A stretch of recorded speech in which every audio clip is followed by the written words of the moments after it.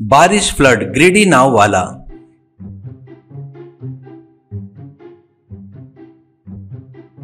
यमुना नदी के किनारे एक छोटा सा गांव रहता है। उस गांव का नाम यमुनापुर था। उस गांव में भिकू करके एक व्यक्ति नाव चलाता था। उसकी नाव में विद्यार्थी, स्कूल के बच्चे, नौकरी करने वाले नदी पार करके पड़ोस के गांव में जाते थे। इसके बदले में वो उनको पैसे देते थे। भिकू बहुत कंजूस और लालची भी था।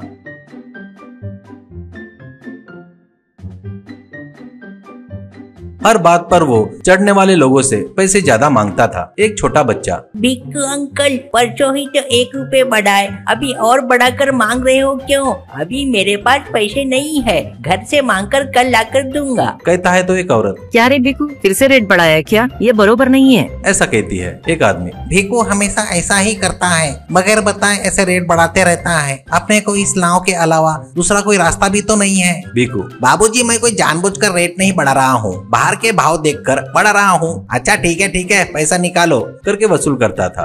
कभी कभी उस गांव में बाढ़ का पानी आता था, तब सभी लोगों को बहुत परेशानी होती थी। वो मौका भी भिकू नहीं छोड़ता था। अपने नाव में इडली, डोसा, चाय, सिगरेट रखकर गांव में आकर पानी में खड़े लोगों से, अरे आओ रे आओ, इडली, गर्मा गर्म डोसा, गर्मा गर्म चाय, सिगरेट ले लो जी ले लो। नीचे खाए तो एक रेट और ऊपर बैठकर खाए तो अलग रेट। आओ जी आओ, खाओ जी खाओ, करके चिल्ला रहा था। तभी गांव के लोगों के लिए दूसरा कोई ठेला और गाड़ी नहीं रहने से उसके पास से खरीद कर खाते थे। कुछ लोग नाव में खाते थे तो कुछ लोग नीचे खाते थे। वैसे वो बहुत पैसे कमाने लगा। एक बार रवि नाम का लड़का अपनी पढ़ाई पूरी करके यमुनापुर के लिए निकलता है। वो भिकू के नाव में चढ़ता है। उसके साथ और भी कुछ लोग चढ़ते हैं नाव में। भिकू, क्या रवि बाबू, पढ़ाई पूरी हो गई क्या? आगे और क्या करने वाले हो? ऐसा कहता है। रवि, क्या है वो, अभी तक कुछ सोचा नहीं, सोचना पड़ेगा, ऐसा कहता है। किनारे पर पहुंचकर रवि के साथ चढ़ने वाले भिकू के साथ झगड़ा करने लगते हैं। रवि वो देख रहा था। एक आदमी, क्या रे, फिर से रेट बढ़ाया क्या? परसों ही तो बढ़ाया था ना रे, अभी और भी क्या? कहता है तो और एक आदमी, छी, भिकू के लालच का तो हद ही नहीं है। अपने को उसके नाव के सिवा दूसरा और कोई रास्ता भी तो नहीं है, ऐसा कहता है भिकू। अरे इस गाँव में मेरे नाव के अलावा दूसरा कोई पर्याय नहीं है तुम लोगों को, तो अब क्या? पहले पैसे निकालो, पैसे, करके पैसे लेता है। वो देखकर रवि को बहुत गुस्सा आता है। घर आकर रवि आगे क्या करना करके सोच रहा था।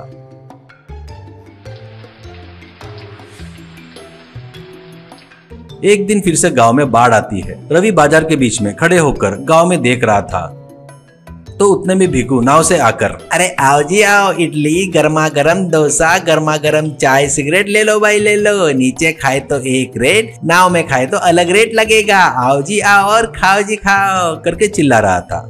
लोग उसके पास से खरीद कर खा रहे थे। वो देखकर रवि को एक आइडिया आता है।